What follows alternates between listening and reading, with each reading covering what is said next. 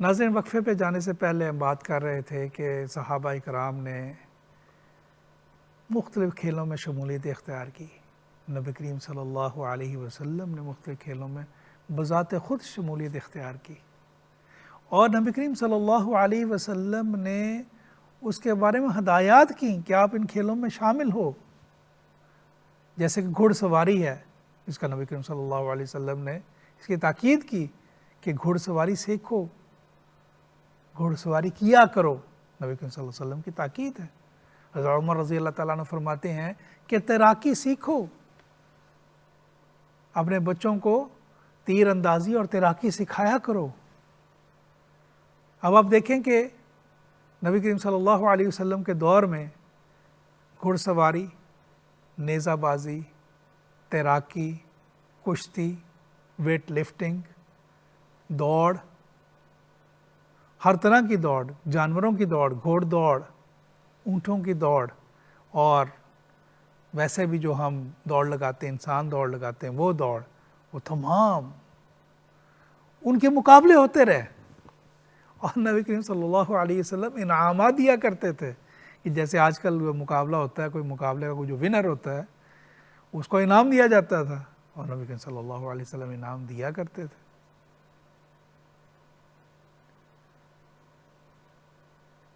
دیکھیں اس میں آپ کہیں گے کہ کشتی جو ہے، بالکل اس میں، بلکہ اس میں ایسی احادیث ہمیں ملتی ہے کہ جب رکانہ نے، ایک بڑا مشہور پہلوان تھا، اس نے چیلنج کیا نبی کریم صلی اللہ علیہ وسلم کو کہ اگر آپ مجھے گرا لیں گے تو میں کلمہ پڑھ لوں گا. تو نبی کریم صلی اللہ علیہ وسلم نے نہ صرف اسے ایک دفعہ نہیں، 2 دفعہ 3 دفعہ اس کو زیر کیا. جب پہلی دفعہ زیر کیا وہ پریشان ہو گیا کہ میں تو اتنا مشہور پہلوان اور میں نے اتنی محنت کی ہوئی پہلوانی میں، انہوں نے مجھے کیسے چت کر لیا. اور اس نے کہا کہ دوبارہ چت کریں تو پھر دیکھیں گے. نبی کریم صلی اللہ علیہ وسلم نے اسے دوبارہ چت کیا، اور پھر اس نے کہا کہ نہیں، تیسری دفعہ کریں تو پھر نبی کریم صلی اللہ علیہ وسلم نے تیسری دفعہ اسے چت کیا. ایک اور بڑا مشہور پہلوان تھا عرب کا، ابو الاسود. اس کے بارے میں کہا جاتا ہے کہ کئی لوگ جو تھے وہ اکیلا ان کو سنبھال لیا کرتا تھا، 8 لوگوں کے ساتھ اکیلا ہی کھڑا ہو جایا کرتا تھا، اسے ہلا نہیں سکتے تھے، اتنا طاقتور تھا. اسے بھی نبی کریم صلی اللہ علیہ وسلم نے چت کیا.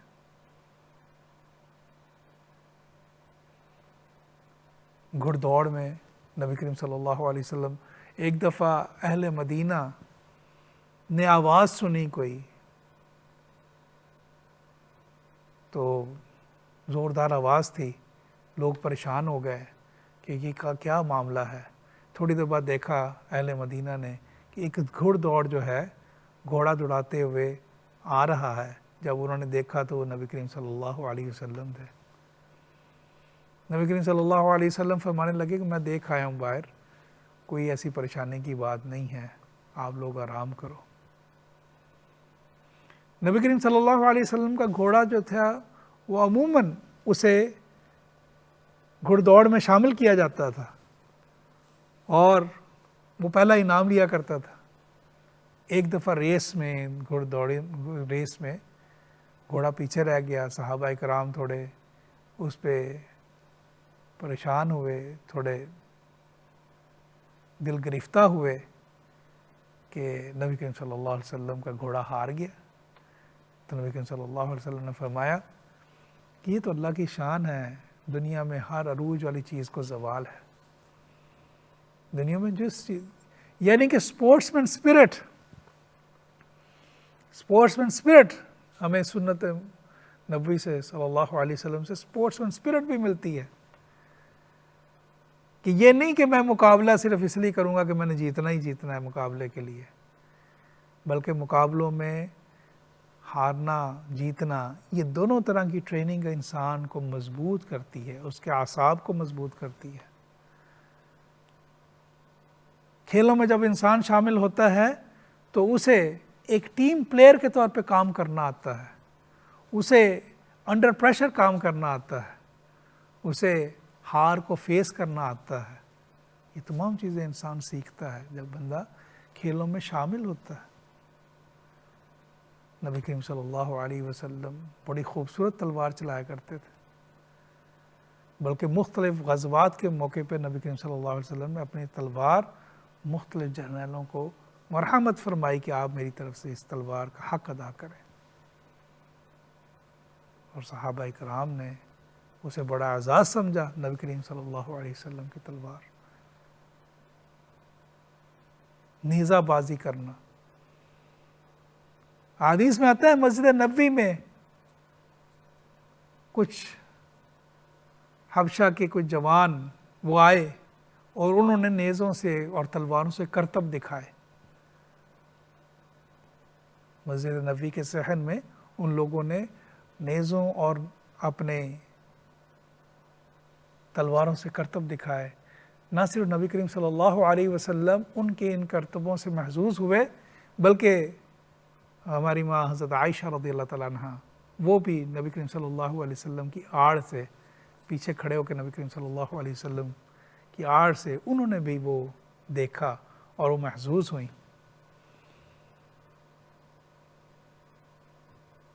تیر اندازی کرنا، اس کی نبی کریم صلی اللہ علیہ وسلم نے بارہا اس کے بارے میں نبی صلی اللہ علیہ وسلم نے ہدایات کی کہ اپنے بچوں کو تیر اندازی سکھاؤ۔ جب غزوہ احد میں گھمسان کا رن پڑا اور نبی کریم صلی اللہ علیہ وسلم کے حکم سے تھوڑا سا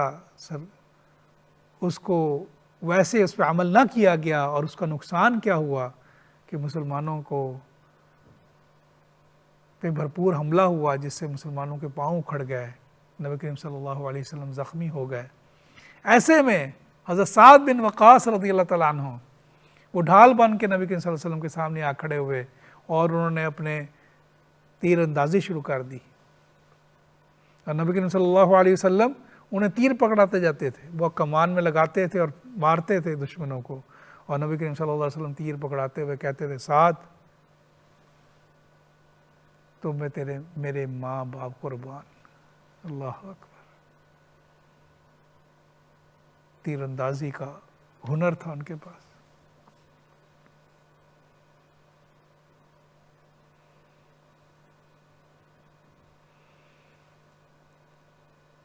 ویٹ لفٹنگ، ایک دفعہ آتا ہے کہ نبی کریم صلی اللہ علیہ وسلم ایک جگہ سے گزر رہے تھے، لوگ بڑا بھاری پتھر اٹھانے کا مقابلہ کر رہے تھے، نبی کریم صلی اللہ علیہ وسلم مسکرائے، پسند کیا اس عمل کو کہ اس چیز کا مقابلہ کہ آپ زیادہ وزن کون اٹھاتا ہے، اس چیز کا مقابلہ۔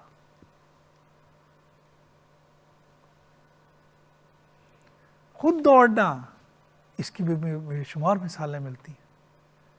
ایک مرتبہ نبی کریم صلی اللہ علیہ وسلم نے ہماری والدہ حضرت عائشہ رضی اللہ تعالیٰ عنہ کے ساتھ دوڑ لگائی، جس میں حضرت عائشہ رضی اللہ تعالیٰ عنہ سبقت لے گئیں۔ ایک دفعہ پھر دوبارہ موقع ملا تو نبی کریم صلی اللہ علیہ وسلم نے دوبارہ چیلنج کیا۔ اس میں حضرت عائشہ رضی اللہ تعالیٰ عنہ فرماتی ہیں کہ میں تھوڑا سا میرا وزن زیادہ ہو گیا تھا تو میں اس ریس میں ہار گئی۔ یعنی نہ صرف ریسلنگ، نہ صرف گھڑ سواری، نہ صرف تیر اندازی، نہ صرف تلوار کا چلانا، بلکہ ہر تمام کھیلوں میں نبی صلی اللہ علیہ وسلم نے شرکت بھی کی، نبی کریم صلی اللہ علیہ وسلم نے ان کی ہدایات بھی کی، اور صحابہ اکرام نے اس میں مہارت بھی حاصل کی، اور ان کے مقابلے بھی ہوتے رہے۔ اگر یہ وقت کا ضیاع ہوتا تو نبی کریم صلی اللہ علیہ وسلم منع فرما دیتے۔ ہاں ایسی کھیل نہیں، بڑا سیدھی سی بات ہے، ایسی کھیل جس سے وقت ضائع ہو، اس کے اوپر بھی ابھی آتے ہیں، لیکن سب سے پہلے تو یہ چیز دیکھیں کہ کھیلوں کو ہم تقسیم کر سکتے ہیں مختلف کیٹیگریز میں۔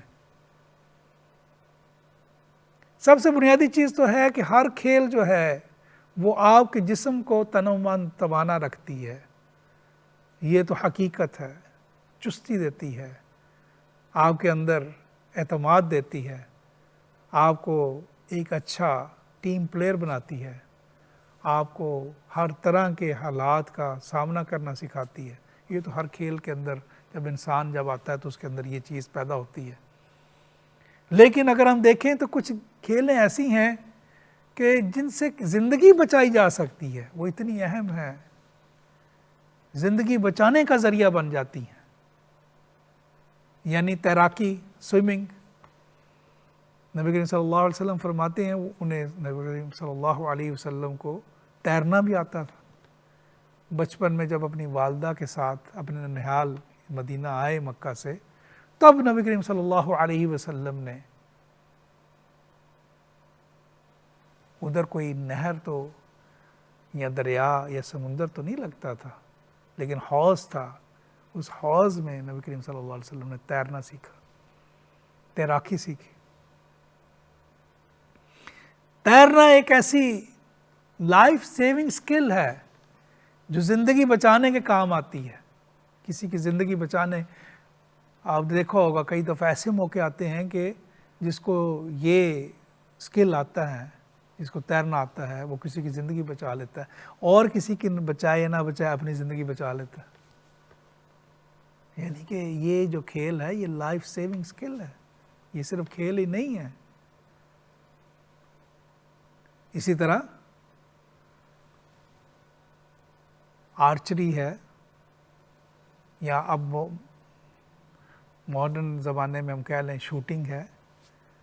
یہ لائف سیونگ سکل ہے جسے اب اپنی زندگی بچا سکتے ہیں۔ اسی طرح اور جس میں کہ آپ کی جو تیکوانڈو آ جاتا ہے، اور جو کراٹے آ جاتا ہے، یہ ایسی چیزیں ہیں جو کہ لائف سیونگ سکل ہیں، جو کہ آپ کی زندگی بچانے کے، جس سے آپ زندگی بچا سکتے ہیں۔ تو ناظرین، کچھ کھیلیں تو ایسی ہیں کہ جو کہ لائف سیونگ سکل، جن کا سیکھنے سے آپ کو سب سے بڑا فائدہ یہ ہوتا ہے کہ آپ کسی کی زندگی اس سے بچا سکتے ہیں جب موقع آئے زندگی میں، اور یا اپنی زندگی اس سے بچا سکتے ہیں جب موقع آئے زندگی میں۔ اور دوسری وہ ہیں کہ جو سیلف ڈیفنس کی ہیں، آپ اپنے سیلف ڈیفنس میں اس کو استعمال کر سکتے ہیں۔ یہ کتنی بڑی چیز ہے، خاص طور پہ آج کل جو بڑھتے ہوئے واقعات ہو رہے ہیں، اور جس میں کہ ہماری کمزور لوگ جیسے کہ ہماری بچیاں ہیں، ہمارے بچے ہیں، ان کے اوپر کوئی جنسی حملہ ہوتا ہے، اغوا کرنے کی کوشش کی جاتی ہے، ان کے ساتھ ایسا معاملہ کرنے کی کوشش کی جاتی ہے، اور اگر انہیں اپنا سیلف ڈیفنس کرنا آتا ہے تو وہ صورتحال کو سے آسانی سے نپٹ سکتے ہیں۔ یعنی آپ کھیلوں کو صرف کھیل نہ سمجھیں، یہ دیکھیں اس کی کتنی، اور ہمیں اس بارے میں سوچنا چاہیے، اور اس کی باقاعدہ بیٹھ کے ہمیں بنانی چاہیے ترتیب کہ بھی میں خود بھی یہ چیزیں کروں۔ سب سے بنیادی چیز تو ہے کہ کم از کم صحت کا وہ معیار رکھوں کہ اب میں صحت مند رہوں۔ اس کے اوپر یہ ہے کہ میں کسی کی زندگی بچا سکوں، اور کچھ نہیں تو اپنا دفاع کر سکوں، مشکل وقت میں اپنا دفاع کر سکوں۔ یہ اتنی بڑی، دیکھیں اس کا فائدہ، اتنا بڑا فائدہ ہے۔ لیکن عموماً یہ سمجھا جاتا ہے کہ شاید ہمارے دین میں ان چیزوں کی گنجائش نہیں ہے، اور ایسی کھیلوں کی مثال دی جاتی ہے جو کہ شریعت کے خلاف ہے۔ مثال کے طور پہ آدھے کپڑوں میں کوئی بندہ جو ہے کھیل کھیل رہا ہے، یا مرد و زن اکٹھے کوئی کھیل کھیل رہے ہیں، تو ہاں واقعی ایسی یہ تو ایسی ہماری حدود ہیں جو کہ ہر جگہ اپلائی ہوتی ہیں، صرف کھیلوں میں نہیں اپلائی ہوتی ہیں حدود۔ یہ تو حدود ہماری معاشرت میں بھی اپلائی ہوتی ہیں کہ آپ کسی کے گھر جاتے ہیں، کسی سے ملنا ہوتا ہے۔ ہماری معاشرت ایک اسلامی معاشرت ہے، ہماری معاشرت کوئی مغربی معاشرت نہیں ہے۔ ہمارا ایک رہن سہن جو ہے وہ اسلامی اصولوں کے مطابق ہے، اسی طرح ہماری معیشت بھی اسلامی اصولوں کے مطابق ہے، تو ہماری کھیلیں بھی اسلامی اصولوں کے مطابق ہیں۔ وہ اصول وہی ہیں جو ہر جگہ وہ اصول لگیں گے۔ اس کا مطلب یہ نہیں کہ ان اصولوں کو نافذ کرتے ہوئے یہ سوچا جائے کہ شاید اس سے منع کر دیا گیا۔ نہیں ناظرین، جیسے میں نے بتایا کہ ان کے اوپر تو اتنی زیادہ توجہ دی گئی، اتنا زیادہ ان کے اوپر اصرار کیا گیا، بلکہ نبی کریم صلی اللہ علیہ وسلم نے اتنی زیادہ اس پہ ہدایات دیں کہ صحابہ اکرام بڑے ذوق و شوق سے اس میں حصہ لیا کرتے تھے ان مقابلوں میں، اور نبی کریم صلی اللہ علیہ وسلم انہیں انعامات دیا کرتے تھے، جیتنے والے کو انعام دیا جاتا تھا کہ یہ پہلی پوزیشن پہ آیا۔ تو اس کا مطلب یہ نہیں، ہمارا بڑا ہمارے سامنے کلیئر ہے، جو چیز ہماری شریعت کے حدود میں سے متضاد ہے، مثال کے طور پر ایسی کھیل کہ جس میں کسی کو جسمانی نقصان ہونے کا اندیشہ ہو، ایسی کھیل جو کہ ظلم اور بربریت والی ہو، کہ آپ کسی جانور کو مار رہے ہیں اور وہ خون و خون ہو رہا ہے، یہ دو جانور آپس میں لڑ رہے ہیں اور وہ خون و خون ہو رہے ہیں، ایسی کھیل جس میں کہ ظلم و بربریت ہو، اس کی کوئی اجازت نہیں ہے۔ ایسی کھیل کہ جس میں پردے کا خیال نہ کیا جاتا ہو، سطر کا خیال نہ کیا جاتا ہو، عورت کا ایک سطر ہے، مرد کا ایک سطر ہے، وہ اپنے سطر کھول کر ایک دوسرے کے ساتھ مقابلوں میں شریک ہوں، ایسی کھیل کی اجازت نہیں۔ اپنے سطر کا خیال کرتے ہوئے، اپنی حدود کا خیال کرتے ہوئے، وہ تمام کھیلوں سے لطف اندوز ہو سکتے ہیں، بلکہ اس میں ضرور شامل ہونا چاہیے، خاص طور پر اس دور میں جب ہمارے بچے جو ہیں، کیا ہے ان کے اندر اتنی زیادہ انرجی ہے کہ ہم اس انرجی کو فلو نہیں دیتے، ظاہر ہے ان کے اندر توانائی ہے اتنی زیادہ، اس توانائی کو کسی طرف سے آپ ایگزٹ نہیں کراتے، کسی جگہ نکلتی نہیں وہ توانائی، تو وہ کیا غلط کاموں میں نکلنا شروع ہو جاتی۔ جب ہم اس کو ایک مثبت چیز پہ لگاتے ہیں تو نہ صرف اس کی شخصیت بنتی ہے، بلکہ وہ صحت مند تندرست زندگی بھی گزارتا ہے بچہ نہ صرف تندرست و توانا ہوتا ہے، بلکہ اس کے اندر اعتماد بھی آتا ہے، اس کے اندر اور بہت زیادہ خوبیاں پیدا ہوتی ہیں جو اسے ایک مثبت انسان، اس معاشرے کا مثبت انسان بنا کے لاتی ہے۔ اس لیے یہ بالکل بڑی کلیئر چیز ہے، اس کے بارے میں اگر کسی جگہ کوئی بہام آئے تو علماء سے آپ پوچھ سکتے ہیں، لیکن بڑا کلیئر تھم رول ہے کہ ایسی کھیل جس میں کہ جوا لگتا ہو، سٹا لگتا ہو، اس کی اجازت نہیں۔ ایسی کھیل کہ جس کے اندر وقت اتنا زیادہ ضائع ہوتا ہو، اس کے اندر کوئی چیز سیکھتا نہ ہو، ہاں اگر کسی میں تھوڑا وقت لگتا ہے لیکن ذہنی طور پر آپ ایکٹیو ہوتے ہیں۔ کچھ کھیلیں ایسی ہیں کہ جو ذہن کو تیز کرنے کے لیے، ذہن کی مشق کرنے کے لیے اہم ہے، ان سے انسان وہ کھیل کھیلی جا سکتی ہے۔ یہ تو دیکھیں بہت ساری کھیلیں ایسی ہیں جو کہ نئے دور کی ایجادات ہیں، جو کہ نبی کریم صلی اللہ علیہ وسلم کے دور میں نہیں تھی، لیکن ہم اس بیس کے اوپر جو کہ نبی کریم صلی اللہ علیہ وسلم کے دور میں موجود تھی بیس، اور جس کی اجازت دی گئی، جو نبی صلی اللہ علیہ وسلم نے اس میں شرکت بھی کی، صحابہ اکرام نے بھی شرکت کی، اس کی بنیاد کے اوپر ہم موجودہ ان کھیلوں کی اجازت دے سکتے ہیں۔ جیسے کہ موجودہ طور پر اب کیا ہے، آرچری ہے، اب سیلنگ ہے، اب ہارس رائڈنگ ہے، اب شوٹنگ ہے،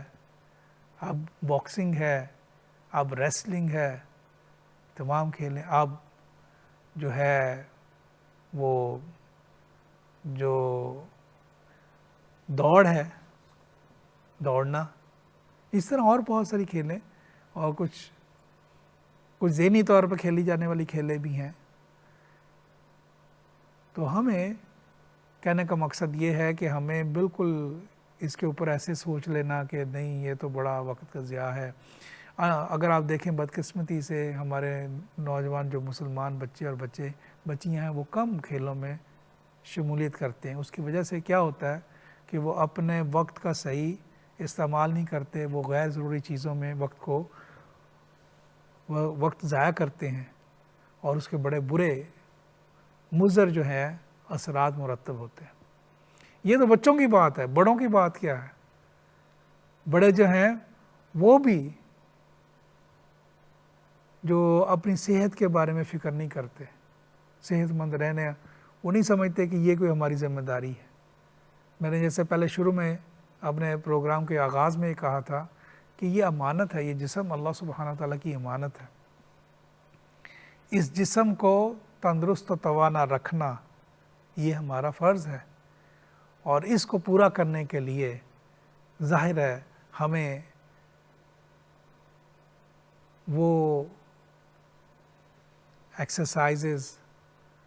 اور وہ جو ہے کھیلنے پڑیں گے تاکہ ہم جو اپنے آپ کو توانا رکھیں۔